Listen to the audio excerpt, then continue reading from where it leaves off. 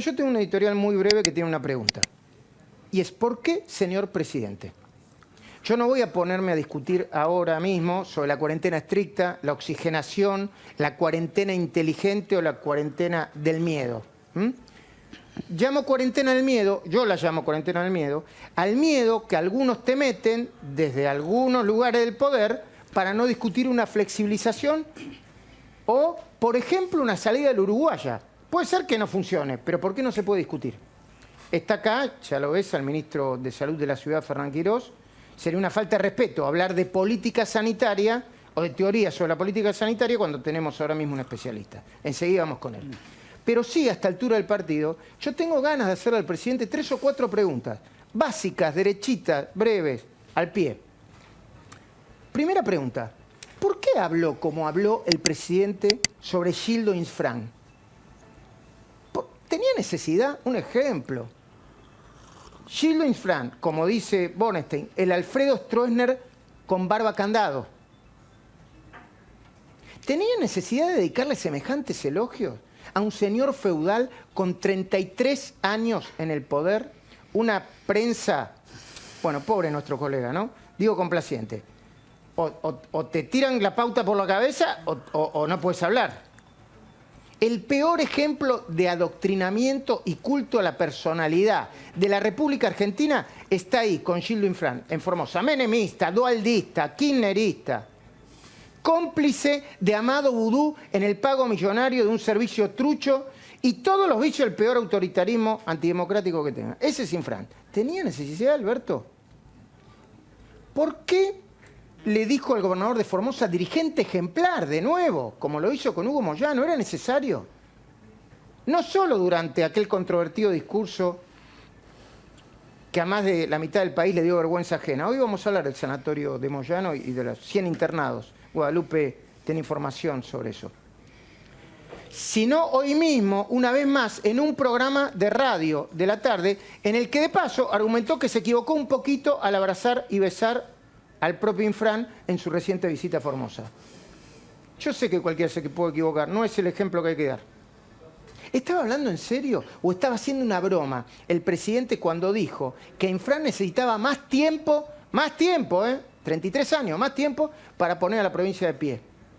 ¿Por qué puso a Formosa como el modelo de sociedad que prefiere si tiene uno de los más altos índices de pobreza, miseria y abandono social de toda la República Argentina? ¿Era necesario? ¿Por qué cada tanto como hoy esgrime un discurso, yo lo voy a decir claramente, antiporteño? Tiene un discurso ya el presidente antiporteño, como si fuera un pecado haber nacido en la ciudad de Buenos Aires. Es una discriminación al revés. Una discriminación parecida a la que practicó Fito Páez cuando dijo me da asco la mitad de Buenos Aires. ¿A quién ayuda con esto? Dice, tienen una mirada porteña. Sí, somos porteños.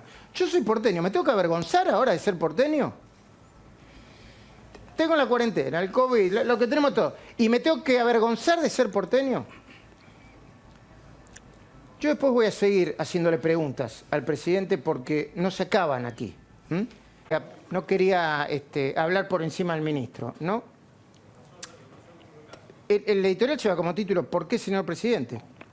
Y la pregunta que yo le hago al presidente, al gobierno, es: el gobierno acusa a la oposición, a una parte de la oposición, de hacer política con el reclamo de apertura de la cuarentena, pero el presidente no hace política cuando le dice, por ejemplo, a Luis Juez, porque el diputado cordobés le endilgó al gobierno de haberse enamorado de la cuarentena, le dice tonto.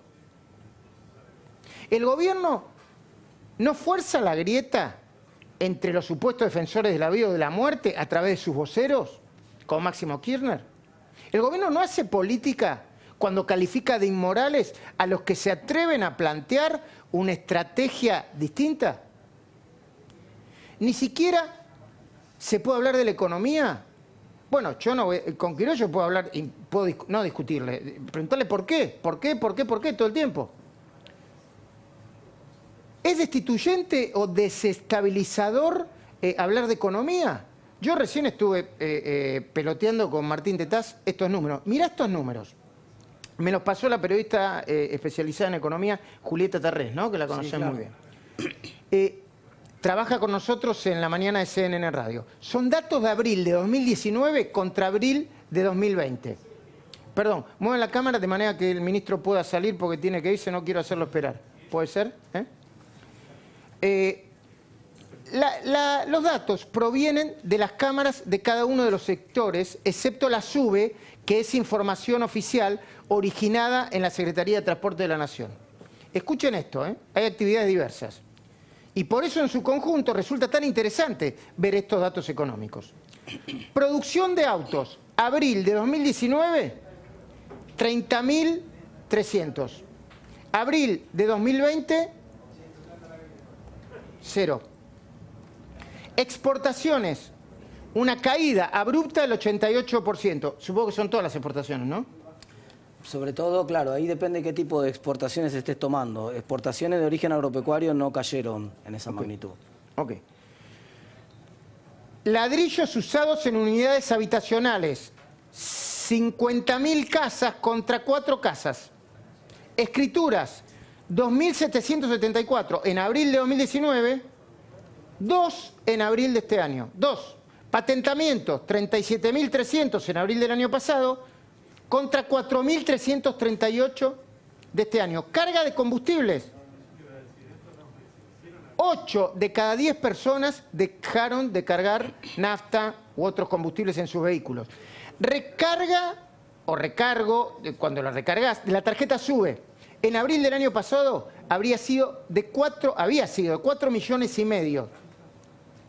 En abril de este año, de pesos, 940.000 personas. 940.000 personas. 4,5 millones de personas, 940.000 personas.